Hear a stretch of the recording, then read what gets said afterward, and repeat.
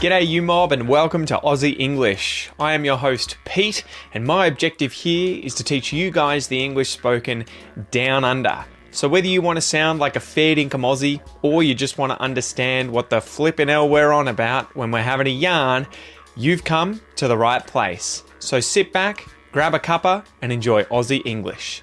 Let's go.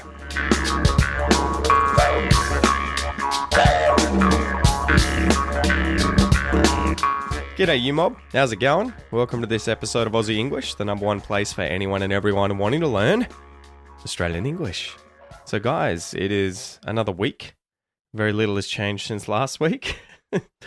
Oh man, still getting over this cough. So I've got my little trusty glass of water here, or wow, it's a plastic cup of water. I'll just take a sip, a slurp, and hopefully that'll keep me good throughout the episode. But yeah, it's a beautiful day today actually.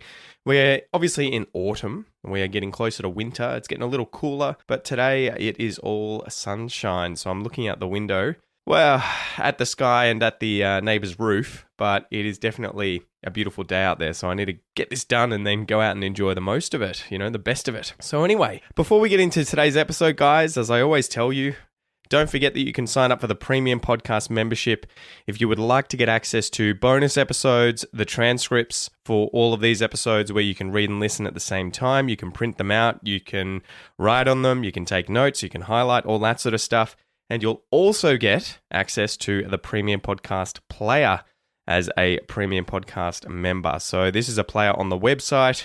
It only shows up for members who are logged in, and they can see all the words appearing on screen as they are listening to these episodes. So again, that they can read and listen in a seamless fashion on their phone, on their computer, everything like that. So if you are interested in becoming a premium podcast member, head over to aussieenglish.com.au/podcast. Okay, time for a Q&A.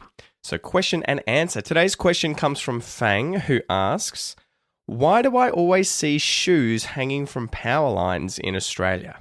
So this is a good question, and it was something that I didn't think was necessarily unique to Australia. I'm assuming that it's not unique to Australia, but it's something you will see when you come here. And I was looking into it because I'm thinking, I think there were two reasons that came to mind. People do it because they're bored and they have old shoes, so they tie the shoelaces together and they, challenge themselves to kind of throw them at the power lines. What would you say? Kind of like a spinning stick or something, right? Like a boomerang, and trying to get it to sort of curl up and get stuck on the power line. So doing it is a bit of fun.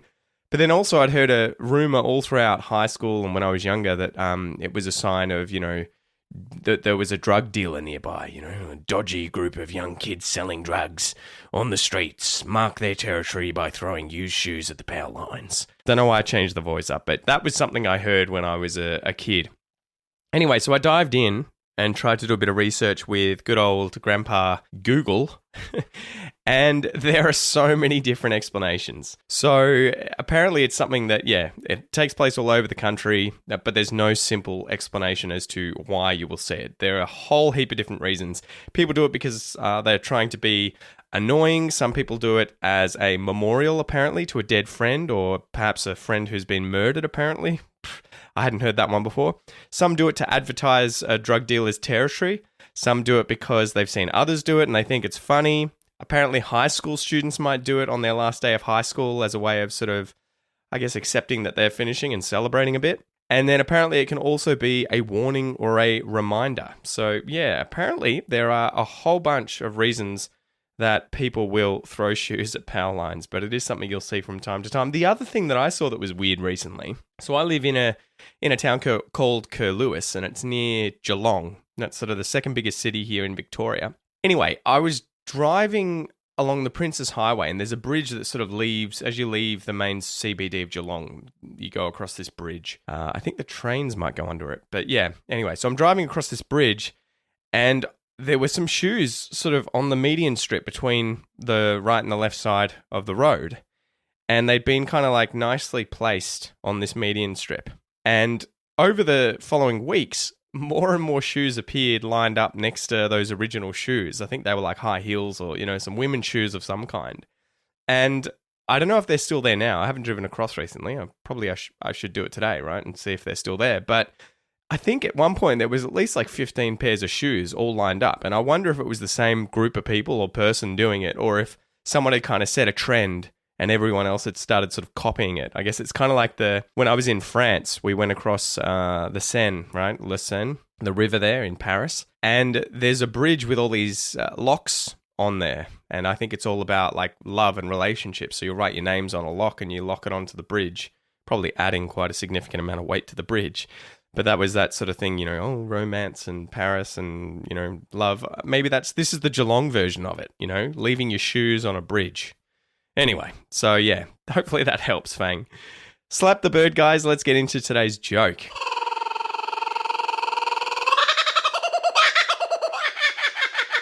Okay, so today's joke is, what did they say about the couple who had the same shoe size?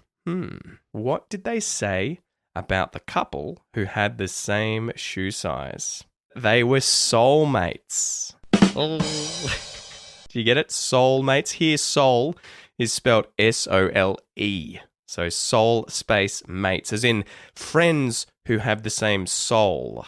And I guess here, to explain, a sole, or the sole of your foot or shoe, it's the undersurface of a shoe or of your foot, right? So you might step on something sharp and you've injured the sole of your foot. You try on a bunch of different shoes to see if they have the right size sole.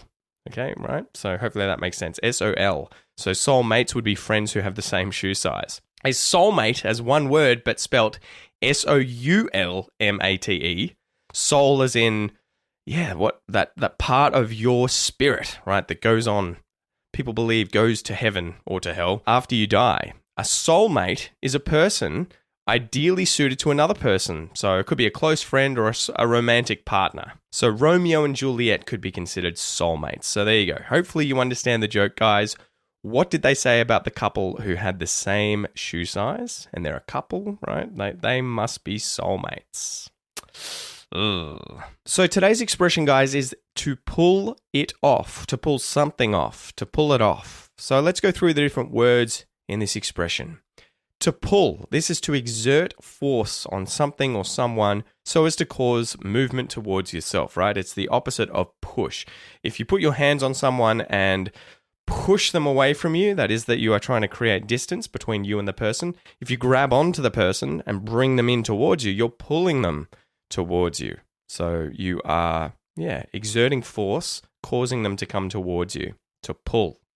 It, I'm sure you'll know what the pronoun it means. It's just third person pronoun with no specified gender.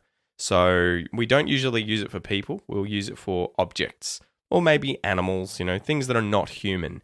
It, what's it doing over there? But yeah, if you said that about a human being, it's kind of pejorative. It's a little nasty, right? As if they are less than human because you decided you didn't want to use he, she, or they.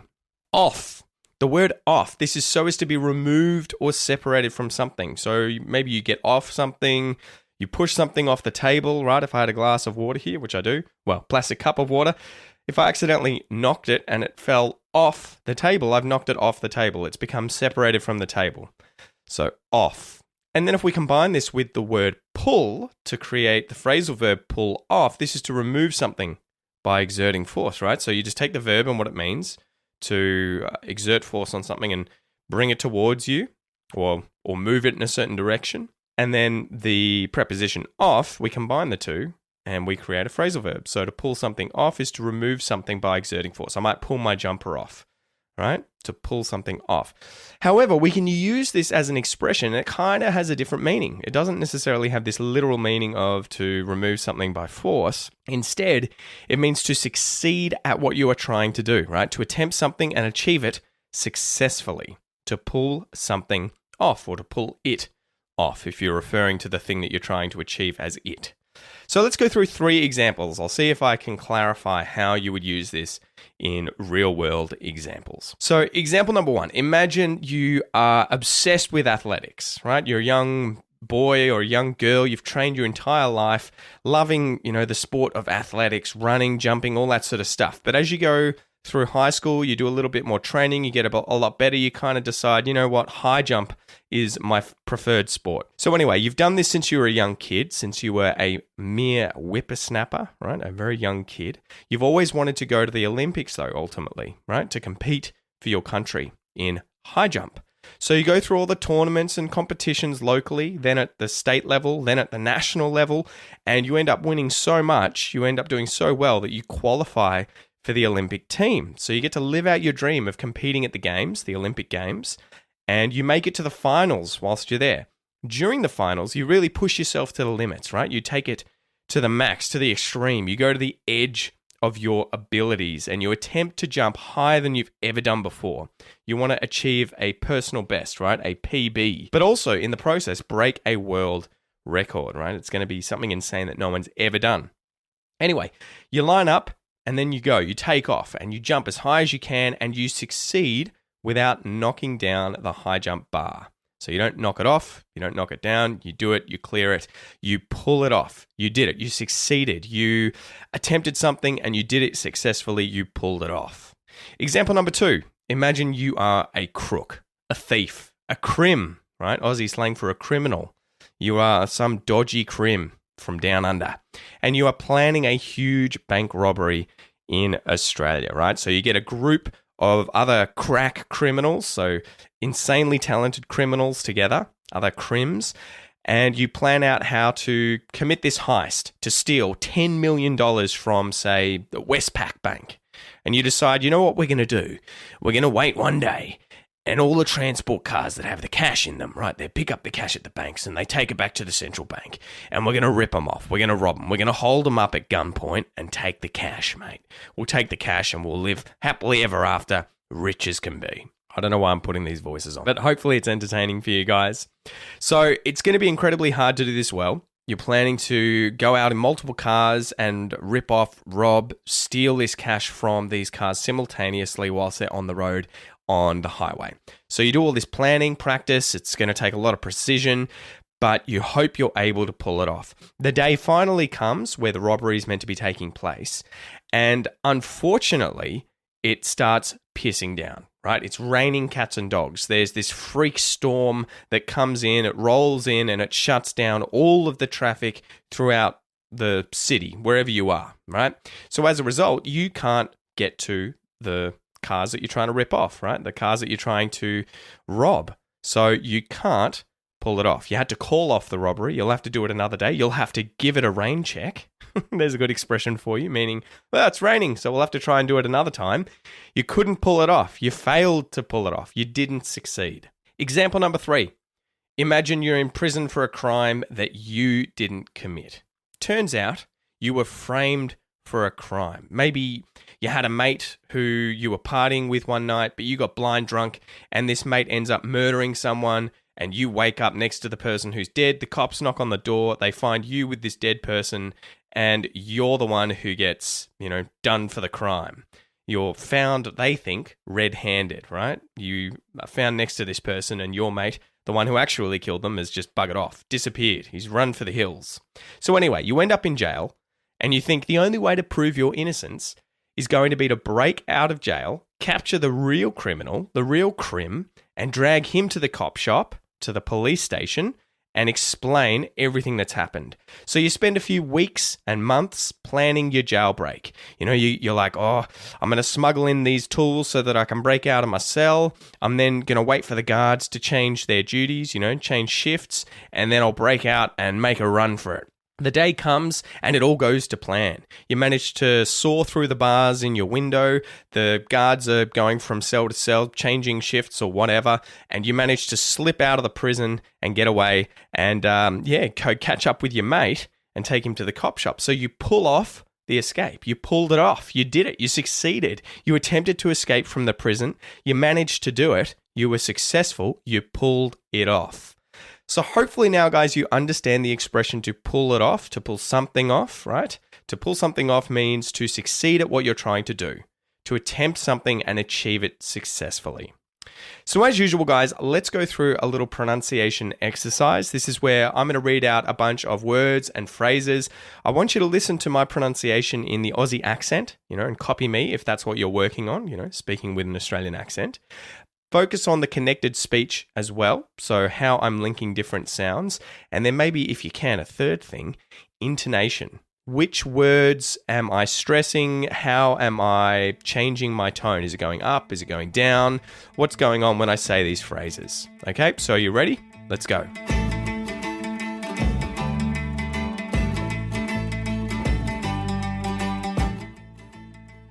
Two. To pull. To pull it. To pull it off. To pull it off. To pull it off. To pull it off. To pull it off. I've pulled it off. You've pulled it off. He's pulled it off. She's pulled it off. We've pulled it off. They've pulled it off. It's pulled it off. Good job, guys. Now, there's some really interesting stuff happening here in terms of connected speech and how the sounds change. So, I would have said at the start there, to pull it, or to pull it, right? So, I'm either muting the T at the end of the word it, to pull it, and I'm actually reducing the vowel sound. So, it's not it or it, it's it with the schwa, to pull it, or to pull it with the hard T. But the moment I say the word off, after the word it, because the word off it starts with a vowel sound, I will turn the T sound in the word it or it into a T flap. So I'll say sort of sound, okay? It's hard to do on its own. You kind of have to do it in context. So have a listen to this. What do you hear? Do you hear a hard T? Do you hear a muted T? Or do you hear a T flap? To pull it off. To pull it off. To pull it off. So my tongue is effectively just flicking across the top of my mouth really quickly as if to make the T sound, and it links the vowel sounds and ah. To pull it off. Ah, to pull it off. To pull it off. Now, the next thing that's really interesting, in the phrases, I've pulled it off, you've pulled it off, he's pulled it off, what do you hear when I say the words with the D and the T in them, right? So pulled and it have, that was the hard D, pulled and the hard T, it. What do you hear in these phrases? I've pulled it off. You've pulled it off. He's pulled it off. You can either use the dark L or the light L, but because L is not a true consonant, right? It's kind of a semi-vowel, semi-consonant sound. The D afterwards turns into a T flap or D flap if you want to call it a D flap. So pulled it, it's not a d sound. Pulled it. And the same thing happens for the T. So it's the same sound twice. Pulled it off. Pulled it off. I've pulled it off. You've pulled it off. He's pulled it off. And the really advanced thing here, guys, I'm about to blow your mind. So the T flap can actually happen with the tongue flicking forward, or flicking backwards. It sounds exactly the same. Well, there's a slight difference, but for all intents and purposes, it sounds exactly the same when speaking quickly. Now, when I say she's pulled it off, he's pulled it off, we've pulled it off, I'm actually going forwards, backwards. Pulled, that was forwards, backwards, off. Pulled it off, because it's kind of too hard to do the same direction twice. Too much effort, takes too long, so we go backwards and forwards like that when T flaps and D flaps come next to one another as consonants like that. Well, with a vowel between them, but you know what I mean. I've pulled it off. You've pulled it off. Forwards, backwards, with the tongue. It's kind of really hard to do. Anyway, if you want to learn more about Australian English pronunciation so that you can level up your Aussie accent, go and check out my Australian pronunciation course at aussieenglish.com.au/APC. You'll learn how to use the International Phonetic Alphabet, or IPA, to level up your pronunciation on your own. You'll then go through all the different vowel sounds and consonant sounds in Australian English with detailed tutorials and exercises and descriptive videos so that you can learn to master these sounds really quickly and effortlessly. And then in the last section, the third section, you go through 25 advanced pronunciation lessons, learning things like the dark L, the T flap, the D flap, how to link them together, everything like that. So again, go check it out, aussieenglish.com.au/APC. All right, so the final section here, guys, I have a special clip coming from a new Aussie TV show. This has only just landed. In fact, I saw it on a sign only a few days ago and looked it up, and it is called 10-Pound Poms. Pom refers to British immigrants, and I think this was a kind of derogatory term that was used back in the 50s and before for migrant Brits that were coming over to Australia to work here. So the excerpt is, 1 million Britons were sold the dream of a modern way of life in Australia and were seduced by a fare of just £10. Follow the story of the largest planned migration of the 20th century. Yeah, so there you go. Okay, £10 was all they had to pay to get here. So at the time of recording this podcast, I actually found the first episode of 10-Pound Poms free to watch on YouTube on the History Tube channel. So I'll include the link there in the free worksheet, which you can download with today's episode for free. This is how you're going to get the answer to this exercise, right? So this is a listening comprehension exercise. I'm going to have a little clip from the series here, from the first episode, and your job is to listen and try and understand what's being said. And if you want to take it to the next level, download the free worksheet, go to the section where there is space for you to write out what you think you hear, and see if you can transcribe this short excerpt, okay? So I'm going to play it for you twice. Are you ready to go? Here's the first time. This again, huh? What?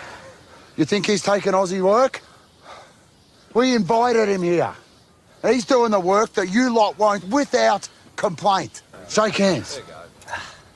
Shake hands. All right. How'd you go? Did you get all of it? Time for the second playthrough. This again, huh? What? You think he's taking Aussie work? We invited him here. He's doing the work that you lot won't without complaint. Shake hands. Shake hands. All right, that's it for today, guys. Hopefully you enjoyed this episode. Thank you so much for joining me. I am your host, Pete, and I will hopefully see you next week. Catch ya.